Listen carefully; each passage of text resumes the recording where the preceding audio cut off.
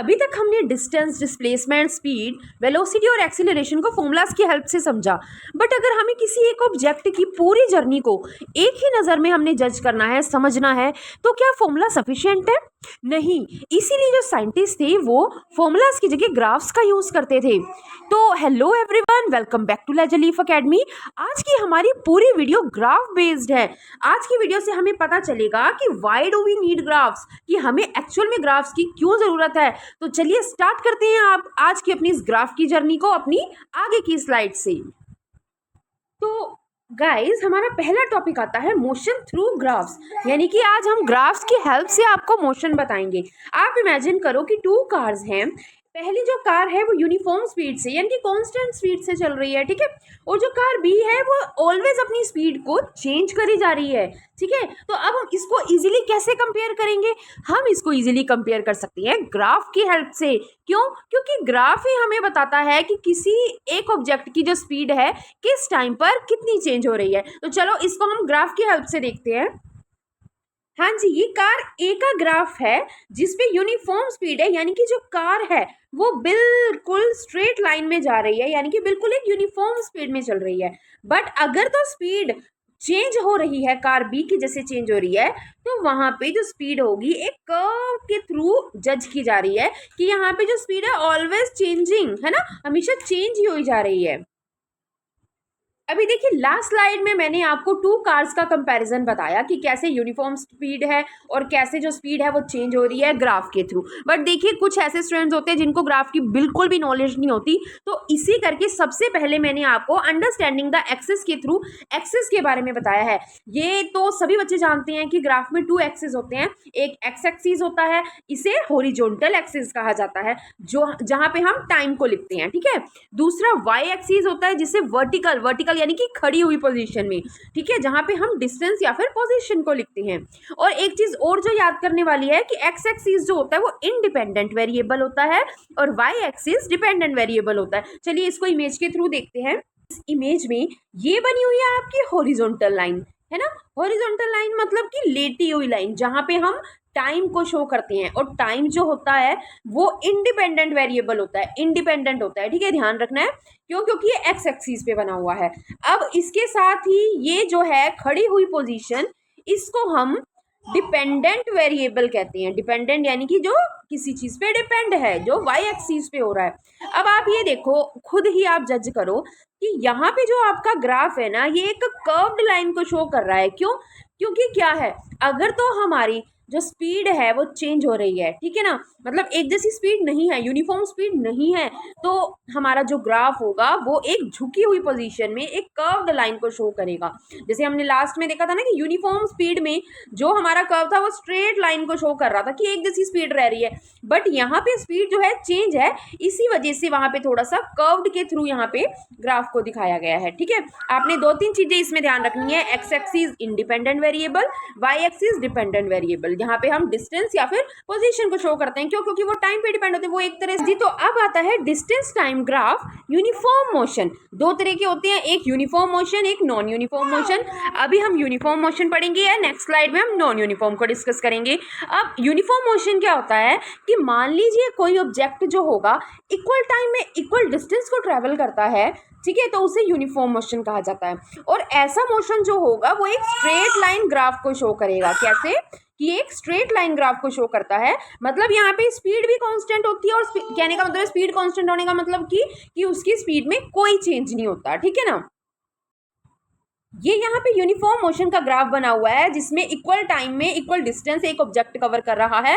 Speed constant होने की वजह से ही जो इसका ग्राफ बनता है वो स्ट्रेट लाइन ग्राफ बनता है, ठीक है। अब आता है डिस्टेंस टाइम ग्राफ का second topic, mean second type, जिसका नेम है नॉन यूनिफॉर्म मोशन। नाम से क्लियर है, यूनिफॉर्म नहीं होगा, स्पीड कांस्टेंट नहीं होगी, है ना। यहाँ पे एक चीज आपने ध्यान रखनी है, इक्वल टाइम में कोई भी ऑब्जेक्ट जब अनइक्वल डिस्टेंस को कवर करता है उसको ही नॉन यूनिफॉर्म मोशन कहा जाता है।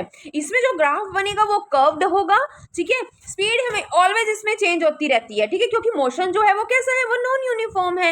एक चीज ध्यान रखनी है, वहां पे इक्वल टाइम में इक्वल डिस्टेंस कवर हो रहा था, यहाँ पे टाइम तो इक्वल है बट जो डिस्टेंस है वो अनइक्वल होगा। तो चलो इसको इमेज के थ्रू देखते हैं। हाँ जी, ये देखिए, ये है नॉन यूनिफॉर्म मोशन का ग्राफ। अब ये कर्व्ड क्यों बना है, कर्व्ड इस करके बना है क्योंकि यहाँ जो स्पीड है वो ऑलवेज चेंज होती है, ठीक है। अभी तक हम अपनी लास्ट स्लाइड से यही पढ़ते आ रहे हैं कि जब भी स्पीड चेंज होगी तो हमारा ग्राफ ऑलवेज कर्व होगा, और जब भी स्पीड यूनिफॉर्म होगी, कांस्टेंट होगी, सेम होगी, तो हमेशा ग्राफ जो है स्ट्रेट लाइन को शो करेगा, ठीक है। अब आता है हमारा पोजीशन टाइम ग्राफ, यानी कि नेम से क्लियर है, जो हमें किसी ऑब्जेक्ट की पोजीशन बता रहा है। कैसे, अलग अलग टाइम पे कोई भी ऑब्जेक्ट होगा किस पोजीशन पर होगा, यही इस ग्राफ के थ्रू पता लगता है। अगर तो लाइन बहुत ज्यादा स्टीपर जा रही है, स्टीपर का मतलब होता है खड़ी हुई लाइन, जैसे आप देखोगे ना माउंटेन्स होते हैं, वहां पे स्टेयर्स होती है, कैसी होती है, स्टीपर होती है। उनको अगर उनके ऊपर चढ़ो तो पीछे को देखते टाइम ना डर लगता है कि कहीं हम गिरी ना जाएं, है ना, क्योंकि वो स्टीपर होती है, खड़ी खड़ी सी टाइप की होती है। और घरों में हमारे में या स्कूल्स वगैरह में आप स्टेयर्स देखो, बिल्कुल अच्छी, मतलब सही बनी होती है, ज़्यादा स्टीप नहीं होती, ठीक है ना, कि हम इजीली कंफर्टेबल है उनको उन पर चढ़ने में, है ना। तो अगर तो लाइन स्टीपर जा रही है तो इसका मतलब है जो ऑब्जेक्ट है बहुत फास्टली मूव कर रहा है, यानी कि उसकी स्पीड बहुत हायर है, ठीक है। बट अगर कोई लाइन फ्लैटर जा रही है, मतलब ज्यादा स्टीपर नहीं है, फ्लैटर है, तो उसकी स्पीड वहां पे क्या होगी, वो लोअर होगी, कम होगी, ठीक है। तो पोजीशन टाइम ग्राफ हमें यही बताता है। ग्राफ के थ्रू देखते हैं एक बार इसे। अब यहाँ देखिए, ये देखिए, ये यहाँ पे जो लाइन बनी हुई है ये स्टीपर लाइन है, स्टीपर या खड़ी हुई लाइन है। तो यहाँ पे हमें क्या पता चल रहा है कि स्पीड बहुत ज्यादा हाई है, ठीक है। बट वहीं कहीं ये जो फ्लैटर लाइन है, इससे हमें पता लग रहा है जो स्पीड है स्लो है, ठीक है।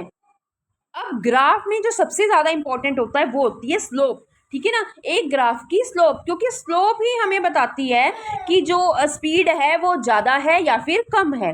देखिए स्लोप कैसे निकलती है, स्लोप की ना एक इक्वेशन होती है, एक इक्वेशन लेते हैं लाइन की, y is equal to a x plus b, ठीक है ना। इसमें जो ये a होता है ना, ये a ही हमारी स्लोप है, कि जितनी ज्यादा हमारी स्लोप होगी उतनी ज्यादा हमारी लाइन स्टीप होगी, उतनी ज्यादा हमारी स्पीड हाई होगी, ठीक है। ये चीज आपने ध्यान रखनी है कि स्लोप जो है उसका मतलब क्या होता है, राइज डिवाइडेड बाय रन, यानी कि जितना हमारा डिस्टेंस है उतने के बाय में टाइम करके हम क्या करते हैं, स्पीड निकालते हैं, वही हमारी स्लोप निकलती है। अब ये चीज ध्यान रखने वाली है कि जितनी हमारी स्लोप ज्यादा होगी उतनी ही हमारी स्पीड ज्यादा होगी, जितनी स्लोप कम होगी उतनी ही स्पीड कम होगी, ठीक है। तो ध्यान रखना, स्लोप बहुत ज्यादा इंपॉर्टेंट होती है। अब इस ग्राफ में देखिए कि ये जो लाइन है कितनी ज़्यादा स्टीप है, यानी कि इस लाइन की जो स्लोप भी है वो बहुत ज़्यादा है, यानी कि स्पीड भी बहुत ज़्यादा है। उसी तरीके से ये लेस स्टीप है, यानी कि इसकी स्पीड भी कम है और इसकी स्लोप भी कम है, ठीक है। अब अगर हम टू ग्राफ्स का कंपैरिजन देखते हैं तो हम कार ए को देख रहे हैं, वो एक हाई स्पीड से जा रही है क्योंकि वहां पे लाइन स्टीप है, यानी कि जिसकी स्लोप भी ज़्यादा है। उसी अकॉर्डिंग अगर हम कार बी को देखते हैं तो उसकी लाइन थोड़ी सी नीचे को गिरी हुई है ना, यानी कि वो जेंटल लाइन है, यानी कि वहां पे स्लोप भी कम है, लाइन भी स्टीप कम है और स्पीड भी उसकी कम है। कंक्लूजन क्या निकलता है, सिर्फ एक चीज कि जितना ग्राफ स्टीपर होगा उतनी मोशन फास्ट होगी, ठीक है।